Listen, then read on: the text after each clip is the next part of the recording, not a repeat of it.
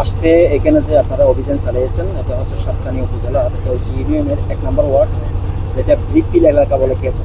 তো আসলে এখানে এই যে এত মাটি পাহাড় কেটে নিয়ে যাচ্ছে তারা, তো এখানে প্রশাসনের যে আজকে এত সুন্দর একটা সাঁড়াশি অভিযান চলছে, তো সেখানে সব মিলিয়ে আজকে অভিযান আপনি কি অভিযান চালিয়েছেন এবং এখানে এই কাউকে জরিমানা করছেন কিনা, সরাসরি কাউকে পাইছেন কিনা, সে বিষয়ে যদি একটু বলতেন।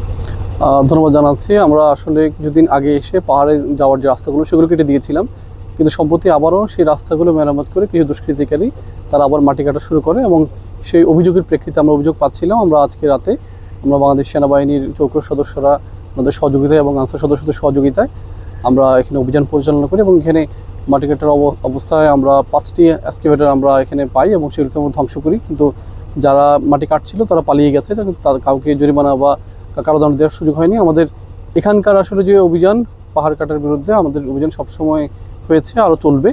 এবং বিশেষ করে আমি এখানকার স্থানীয় যারা আছে তাদেরকে ধন্যবাদ জানাচ্ছি, কিন্তু তারাও আসলে এই রাতের বেলায় তারা আমাদেরকে সর্বাত্মক সহযোগিতা করেছে মাটি কাটার বিরুদ্ধে অভিযান পরিচালনা করার জন্য।